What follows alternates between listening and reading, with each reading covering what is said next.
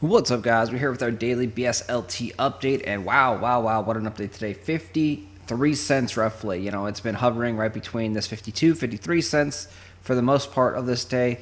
They did the update, so now the housing is cheaper, which I think has helped pushing the price up. So the houses are 202.5 to rent a small house from XL Games, and then some of the other ones are a lot cheaper as well. We can go over here and look at the patch notes on this stuff. And then they also did add a new Arc Pass, and this Arc Pass is kind of like a must-buy. It costs 50 BSLT, and it's really like staking the BSLT because you get it back when you're done. So these are the new values on the system land. So this is XL Games land. So if you want to rent a medium one, it's going to cost you 553.5. If you want to rent a large one, it's going to cost you 1,458. And at these prices, it's almost better to just rent from XL Games because you don't have to worry about them kicking you out of your land. Whereas if you rent from a user, from someone who owns the NFT, they can kick you out of the land, whenever they want. You will still be able to finish out your 28-day contract, but after that, then your house and all your materials are gone. You do get your bed back, you do get your Archean machine back, but all the like logs and lumber and stone that you use to craft your house gets destroyed and wasted. So it kind of sucks if that happens. And yeah, so I mean, if you're going to rent, I don't recommend renting, but if you're going to rent, that safety net of not being able to get kicked out, not being evicted by your landlord is a big plus. And I would definitely probably jump into the system owned ones versus the player owned ones. Because even if you do have a good landlord right now that wants to keep you as a tenant and as a player, but if he sells the land to someone else, then that new person could actually end up kicking you out. So overall, like, you don't want to rent in general, you want to buy. There goes another issue, though. There's issues on OpenSea.io. If you go to OpenSea.io, you will see that a lot of the land is actually glitched and you can't actually buy it. So this is good and bad. If you ever do get lucky and find a land that is purchasable, the price will be a lot cheaper because currently, like I said, a lot of this land is glitched and bugged. So like this is bugged. I'm assuming that this one is bugged as well. This one's probably bugged as well. I haven't tested, but my guess is that a standard land is worth about 2,000 clay right now. So I wouldn't even try really to buy these. Like I would try to buy these, but my guess is they're all going to be glitched and they do not work. And then same thing with the mediums. So mediums, these are glitched. These you cannot buy. These you cannot buy.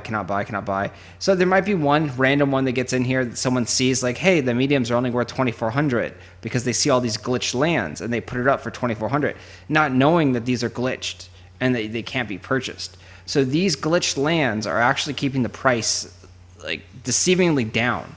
So in my opinion, the standard land is probably worth about 2,000 clay. The medium land is probably worth about 4,000 clay, and so forth. So a lot of these, like I said, are just glitched. You cannot buy them, and they're broken. You can see the sales history is actually doing well. There's 2.9 million in volume of sales so far, and things are still selling. A lot of the bigger land is selling at this point because all the smaller land is actually glitched. So here's one for 29.40, and this is a medium. So you can see the actual real price was right around 3,000 for that one in clay. And that's just because like all the other ones are glitched. So just because it shows like 2,400 or 2,500 clay does not mean that it's actually that price. You might get someone that throws something up there not knowing that those are all glitched and be like, well, I want to have the cheapest one up there. So like if you're an uneducated seller and you see the lowest listed is for like 2,400 for a medium, and then you're like, well, I'm going to put mine for 2,300. You might end up screwing yourself. And so buyers might actually get a really good deal. So if you are in the market looking for land, you want to scout this 24/7 and try and find land that is actually purchasable.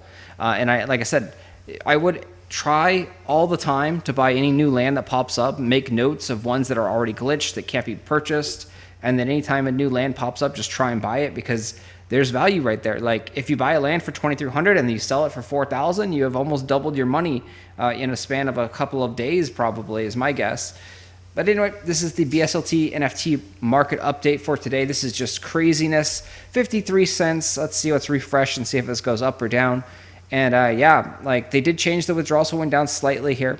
You can now withdraw with just 200 BSLT in your accounts. I don't like this because now the fees are higher. So the fees always stay the same at 10 BSLT to withdraw. But if you're withdrawing 200 instead of 1,000, you're getting hit with a lot bigger fee percentage now. So that 10 BSLT that they take from you really hurts.